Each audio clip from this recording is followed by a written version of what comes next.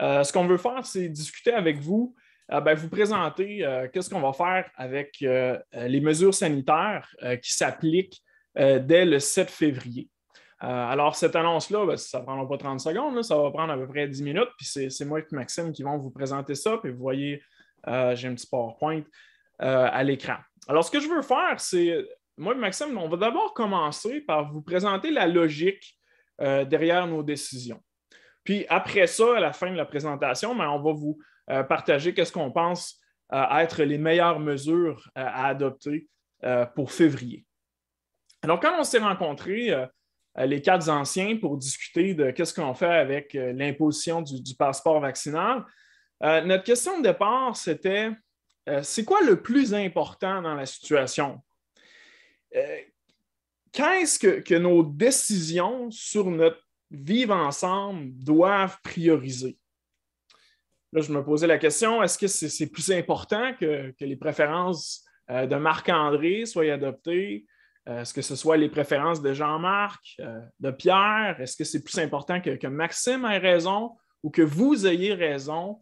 C'est quoi le plus important? Puis c'est sûr que de poser la question comme ça, mais ça devient assez évident. Hein? L'Église, ce n'est pas un jeu dans lequel il y a des gagnants puis il y a des perdants. C'est une communauté, une famille dans laquelle on doit tous être gagnants.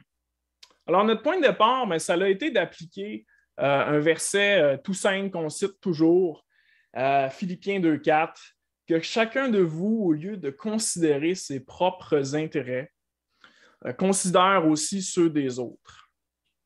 Jean-Marc nous avait encouragé à ça en décembre et faisons-le d'une façon pratique, OK? Pensez à tous les intérêts qu'il peut y avoir dans la société envers le COVID. Alors, je pose une succession de questions. Est-ce que l'intérêt d'une personne à la santé fragile et qui craint le COVID est important? Oui, sans l'ombre d'un doute, c'est important. Est-ce que l'intérêt de la personne qui n'a plus le droit de venir adorer le Seigneur en présence est important? Ben oui, c'est super important. Est-ce que l'intérêt de la personne qui, pour une raison ou pour une autre, s'objecte à recevoir un traitement médical, c'est important? Oui, je pense que c'est important. Est-ce que l'intérêt de la personne qui est vraiment écœurée des mesures sanitaires est important? Oui. Est-ce que l'intérêt de la personne qui veut être solidaire avec les autres secteurs de la société qui sont soumis aux mêmes mesures que les lieux de culte est important? Oui, cet intérêt-là est important. Et on pourrait continuer comme ça puis multiplier les intérêts qui sont présents chez nous comme membres de l'EEC. Puis ce qui est dans notre réflexion aussi, on s'est attardé à se mettre dans la peau de tous et chacun dans l'Assemblée, tu sais, de prendre une décision qui allait considérer les intérêts de tout le monde. C'est pas évident parce que des fois, quand tu prends une décision, tu tranches, mais des fois, ça peut ne pas plaire aux préférences de l'un, aux préférences de l'autre. On est tous des personnes sensibles, des personnes émotives. La pandémie nous affecte tous et chacun dans tout ce qu'on peut vivre, la solitude, l'ennui, on a hâte de se voir. Dans notre réflexion, on se dit, dans considérer les intérêts des uns et des autres, comment est-ce qu'on va manifester le royaume de Dieu? Comment est-ce qu'on va manifester la personne du Seigneur Jésus? Puis dans ce désir de prioriser l'intérêt des autres mutuellement, que chacun regarde aux autres autour de soi, il y a cette notion de l'amour-là, de préserver l'unité de l'esprit dans le lien de la paix, puis d'avoir beaucoup d'empathie, parce que c'est facile quand on regarde à nous, de voir notre situation, puis de dire, moi, je ferais ça de même, puis les autres, tassez-vous. Mais quand le Seigneur Jésus nous a regardés, il n'a pas dit, sans pécheur, tassez-vous de là, allez-vous en enfant. Non, il s'est sacrifié lui-même pour nous. Puis quand il dit d'avoir les mêmes sentiments qu'il était en Christ, quand on prend des décisions, puis de considérer l'intérêt des autres, c'est dans cet esprit-là qu'on aborde cette question-là, qu'on l'a abordée entre les anciens, puis qu'on vous invite de l'aborder aussi personnellement, chacun pour soi dans vos cœurs aussi. Alors, Maxime vient de faire référence à préserver l'unité de l'esprit dans le lien de la paix. Puis ça, c'est vraiment le deuxième texte qui a guidé notre réflexion. Tu sais, quand on a commencé à se rencontrer les quatre, comme n'importe qui dans la société, on a toutes des opinions différentes sur les mesures sanitaires, sur ce qui est approprié ou pas. C'était assez comique. Tu sais, ça aurait pu être un groupe de panélistes à TVA avec toutes des opinions différentes. Donc ça, c'était vos anciens. Mais on s'est mis à voir pareil quand on est arrivé à cette écriture. On avait notre cacophonie d'opinions. Puis la voix des Écritures s'est élevée puis nous a imposé silence pour qu'on entende ce qui est vraiment important. Puis je veux lire ce texte-là. Éphésiens 4, les versets 1 à 3. Paul vient tout juste de parler du salut de long en large et le premier commandement qu'il donne dans la vie chrétienne, c'est le suivant.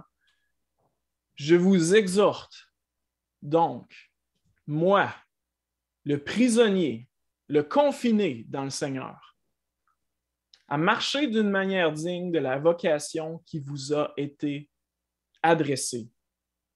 Alors, qu'est-ce que ça veut dire de marcher d'une manière digne de notre appel? Eh bien, il nous le dit dans les versets 2 à 3. En toute humilité et douceur, avec patience, supportant les uns les autres avec charité, avec amour, vous efforçant de conserver l'unité de l'esprit par le lien de la paix. Alors, la première chose que ça veut dire de marcher d'une manière digne du Seigneur, c'est indiqué au verset 2 quand il nous dit de se supporter, de s'endurer les uns les autres. Je souligne que ce mot-là, supporter, implique qu'il y a un poids à porter, il y a une lourdeur, il y a quelque chose d'inconvenant, il y a un désagrément avec ton frère, avec ta sœur. Mais marcher d'une manière digne du Seigneur implique de se supporter les uns les autres dans nos opinions puis dans nos intérêts qui sont parfois contraires sur la COVID. À la lumière du plan de Dieu qui se manifeste dans l'Église, le COVID n'a franchement aucune importance. C'est de loin beaucoup plus important qu'on puisse, comme communauté céleste qui est encore sur la terre, vivre cette unité-là au travers des petits pépins qui peuvent se manifester.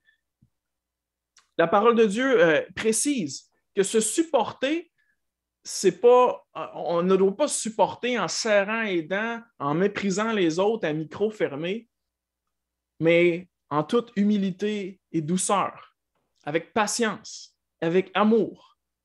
La première caractéristique de l'amour dans 1 Corinthiens 13, c'est l'amour est patient.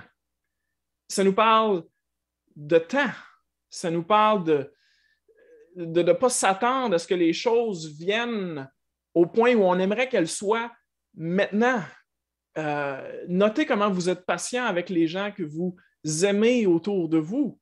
L'amour est patient, ça implique de laisser la longue durée pour que la volonté de Dieu puisse se faire. Alors, pas d'exaspération, pas de découragement envers tel groupe, avec humilité, douceur, patience. Le verset 3 nous dit de s'efforcer de conserver l'unité de l'esprit par le lien de la paix. Alors, s'efforcer, c'est l'idée de faire des efforts, d'être zélé, de conserver, de garder, de protéger cette unité de l'esprit-là parce qu'elle est toujours menacée.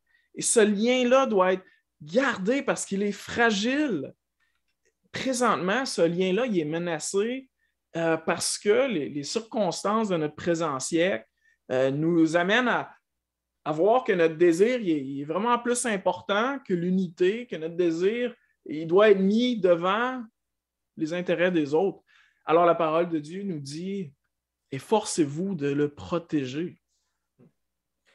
Dans notre décision, c'est ça, on réfléchissait sur de protéger l'unité de l'esprit, puis dans ce qu'on discutait, c'était de le protéger, c'est un peu un concept un peu abstrait, mais qu'est-ce qu'on peut faire pour le protéger? Tu sais? Puis quand on lit les lettres de Paul, il parle de s'appliquer à l'édification du corps, d'édifier le corps. On est dans un projet de construction, comme Jean-Marc disait l'autre jour dans son message sur Néhémie. Pas une construction physique, mais une construction spirituelle où est-ce qu'on travaille à l'édification du corps de Christ les uns les autres, ensemble. Puis Moi, ce que je me plais à dire à tout le monde avec qui je parle là, depuis quelques mois, la COVID va passer, mais la relation qu'on a ensemble dans l'Église va demeurer. L'Église est là depuis que le Seigneur est venu. L'Église va être là encore après. Et nous, en tant que frères et sœurs, on va être frères et sœurs encore après la COVID, après toutes les mesures, après toutes les restrictions, quand toutes ces choses-là vont être passées. Fait que c'est important de prendre garde à comment on bâtit nos relations les uns avec les autres. Toutes les décisions qu'on prend, tous les choix qu'on fait ont une influence là-dessus. Puis on n'a pas besoin de reculer loin dans l'histoire de notre Église. Juste dans les 2 dernières années, on voit comment que toutes sortes de décisions, toutes sortes de prises de position peuvent affecter nos relations, peuvent avoir une influence à moyen et long terme sur nos relations personnelles les uns avec les autres. C'est pour ça que dans la direction qu'on veut prendre, on veut vraiment faire passer l'ensemble, l'unité qu'on a les uns avec les autres en premier versus l'imposition d'un point de vue ou d'une opinion sur l'ensemble pour protéger cette relation-là qui est belle, qui est bonne, que le Seigneur veut ensemble.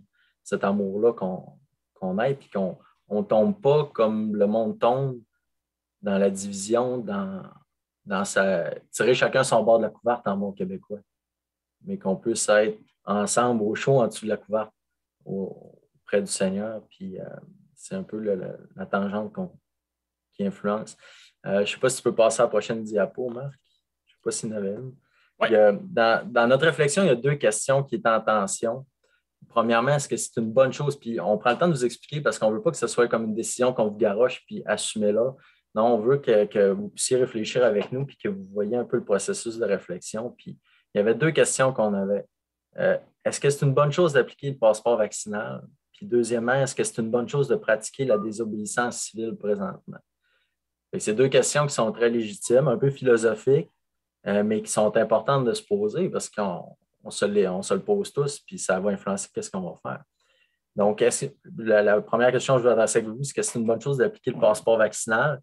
Bien, en ce moment, dans le contexte de l'Église, on ne croit pas que c'est une bonne chose de l'appliquer le passeport vaccinal parce que ça aurait l'effet de créer 2 classes de chrétiens, les vaccinés et les non-vaccinés. Puis, pas que le passeport vaccinal en soi, c'est mal, c'est péché, c'est mauvais, non. C'est que dans le contexte de l'Église, de devoir dire à quelqu'un, ben, tu n'es pas vacciné, tu ne rentres pas dans le présentiel, dans la communion, ça crée un clivage qui peut être dangereux pour la protection de l'unité. Deuxièmement, ce serait d'exclure des gens que la parole ne demande pas d'exclure de la communion. Parce que les seules raisons pour qu'on vit en tant qu'assemblée qu'on exclut quelqu'un de la communion, ben, c'est pour quelque chose, un péché, puis là, il y a une mise en discipline, etc. Donc, ici, ce n'est vraiment pas le contexte. Le Seigneur ne nous appelle pas à exclure de la communion sur cette base-là.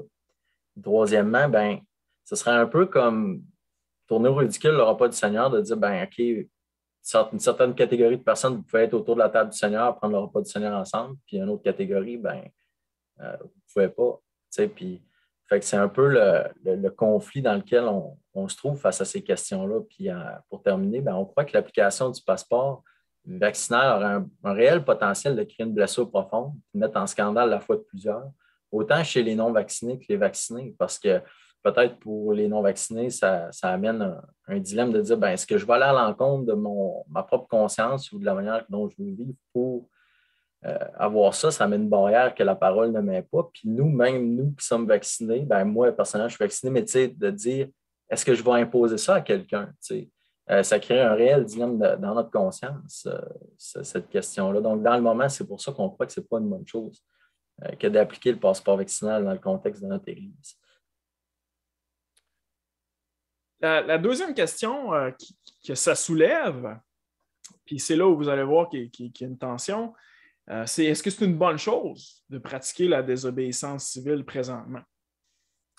Alors, la première chose que je veux dire, c'est qu'il faut être clair, le droit d'adorer le Seigneur, ce n'est pas un droit qu'on a parce que c'est le gouvernement qui nous le donne. C'est un droit qui est divin de l'adorer comme il l'a commandé. Mais d'un autre côté, le Seigneur nous a placés comme des missionnaires au Québec. L'apôtre Paul, dans 1 Corinthiens, entre les chapitres 8, 9 et 10, à plusieurs reprises, il va choisir de mettre de côté ses droits par exemple, le droit de recevoir un salaire de son apostolat, afin d'en sauver le plus grand nombre possible. Alors, cette idée-là de se refuser un droit pour une vision missionnaire, ben c'est profondément là, dans la forme de l'Évangile en forme de croix. Deuxièmement, ben, certainement, on veut être solidaire avec les autres secteurs de la société qui sont soumis au passeport vaccinal. Vous avez noté là, ici ma distinction. Hein. D'un côté, le droit d'adorer le Seigneur, comme il le commande, je ne le tiens pas du gouvernement. Mais d'un autre côté, je suis un membre de la société civile. Alors, imaginez-vous dire, disons, à un restaurateur qu'on a des obligations différentes des siennes. Ben, comme posture missionnaire, ça ne fait pas de sens. Dans un autre sens, c'est vrai, on a une obligation différente d'adorer le Seigneur. Mais vous voyez ici qu'il y a une tension. Puis ensuite, ben, ça vaut la peine de le répéter, mais à la lumière de la situation sanitaire, des taux d'hospitalisation, on croit que ce n'est vraiment pas une bonne chose, présentement, de pratiquer la désobéissance civile. Alors, vous voyez un petit peu là, comment ces deux questions sont en tension. Non, ce n'est pas une bonne chose d'appliquer le passeport vaccinal. Et non plus, on ne pense pas que c'est une bonne chose de pratiquer la désobéissance civile, de désobéir de façon ouverte à ce que le gouvernement nous demande. Alors, Max, je te laisse continuer. Oui, ben, veux-tu qu'on passe avec les propositions qu'on a sur les mesures? Ouais. Je pense que tu as bien résumé. Dans le fond, je peux continuer avec les premiers points. Oui. Sont-ils affichés à l'écran? OK. C'est bon. Dans le fond, les mesures qu'on veut vous présenter ce matin, la direction dans laquelle on veut vous amener avec nous, c'est pas, on n'est pas dogmatique dans maintenant ce qu'on présente ce matin, dans le sens où ça va être comme ça ad vitam aeternam. On va voir qu'est-ce que le gouvernement va continuer de faire, les mesures qui risquent peut-être de changer par rapport au passeport vaccinal, parce que les Églises quand même plaident la cause auprès du gouvernement de retirer le passeport vaccinal pour les Églises. Puis nous, on s'engage minimalement qu'à chaque début de mois, on revise les mesures, puis ça peut être même plus fréquent qu'au mois. Là, on s'entend, on a mis ça comme un barème minimal. Mais le but, c'est que ça puisse, la volonté de tous, c'est qu'on puisse revenir en présentiel le plus rapidement possible. Donc, deuxième point, ce qu'on vous propose, c'est pour l'instant, on continuerait les rencontres sur Zoom, qu'il n'y aurait pas de retour en présence, donc on n'a pas à gérer le passeport vaccinal, on n'a pas à se mettre dans ce dilemme-là de mettre des gens à l'écart de la communion sur une base que le Seigneur ne nous demande pas. Donc, c'est un peu ça là, dans le moment dans la direction dans laquelle on veut guider. Peux-tu continuer, Marc, avec les autres, les propositions? Alors, deuxième chose, pour un peu changer le mal de place là, de Zoom, alors on est reconnaissant pour Zoom, mais en même temps, il y a des faiblesses. C'est que le 27 février, Jean-Marc a dit qu'il allait faire beau. Alors, le 27 février, on tiendra un culte en plein air avec le repas du Seigneur. Alors, on a le droit de faire ça. On va espérer qu'il fasse beau. On va être évidemment sensible à la température cette semaine-là. Puis s'il annonce moins 30, on se ravisera. Mais on aimerait ça faire un culte en plein air et ça nous permettrait aussi d'avoir les enfants parce que ce sont les plus grands perdants, je pense, depuis le début de la pandémie. Ensuite, au niveau des mesures, on a plus de liberté, mais présentement, alors on veut mettre des efforts un petit peu sur des mesures de compensation pour le face-à-face. Alors, une possibilité, ce serait de se connecter le dimanche matin avec un autre foyer. Je suis seul, je m'ennuie, je peux me faire inviter chez quelqu'un d'autre. On veut vous encourager à l'hospitalité, étant donné que c'est désormais possible. Puis, l'équipe de l'école du dimanche, ils vont commencer à brainstormer. Bon, est-ce que quand on va faire un culte extérieur, est-ce que ce serait possible que les enfants de l'école du dimanche qui ne sont pas assujettis au passeport vaccinal puissent se rencontrer à l'école du dimanche pour une leçon? Est-ce que, bon, on peut faire un club d'école du dimanche une fois par mois comme ça? Alors, notre équipe d'école du dimanche, qui est suprêmement compétente et motivée, va plancher là-dessus, puis ils vont nous suggérer des choses selon ce qui est possible et réaliste, et puis évidemment selon l'intérêt des parents dans l'Assemblée. Et puis ensuite, dans les prochains jours aussi, on va vous envoyer une pétition en ligne, une pétition qui est bien rédigée, une pétition qui demande le retrait du passeport vaccinal dans les lieux de culte. Alors, vous lirez, vous aurez le loisir de lire ce document-là. Et si vous êtes d'accord avec la pétition, bien, vous la signerez. Et si vous n'êtes pas d'accord, bien, ne la signez pas. Donc, il y a ça aussi qu'on veut vous suggérer. Alors, écoutez, ça ressemble à ça pour les mesures adoptées. Si vous avez des commentaires, des critiques, des suggestions, on aimerait ça pouvoir les entendre mercredi soir après la prière. Tout à l'heure, durant le jazz avec les anciens, on aimerait ça pas mélanger la réunion annuelle avec cette question-là, étant donné que c'est deux gros sujets. Puis si on met deux grosses affaires dans un, ben, on finit par ne pas faire bien l'une ou l'autre des choses. Et encore, vous avez toujours l'opportunité de nous écrire par courriel ou de nous rejoindre par téléphone. Est-ce que tu peux reculer d'une slide, Marc, juste pour remontrer les. Tu sais, quand on parle culte en plein air, il n'y a pas dans la tête qu'on va être assis pendant 1h30 de temps dehors. Ça va être beaucoup plus dynamique, très raccourci. Tu sais, la forme du culte va être adaptée pour que ce soit plaisant d'être à l'extérieur, puis que tout le monde y trouve son compte aussi, là, plus comme un rassemblement familial à l'extérieur, tout le monde ensemble pour se voir. Là. Fait que on ne sera pas assis en cordé à regarder la neige tomber, là, inquiétez-vous pas. Merci Maxime pour la précision. En fait, j'ai vraiment hâte au culte à l'extérieur. Je pense que ça va être trippant. Mais écoutez, ça ressemble à ça pour les mesures adoptées.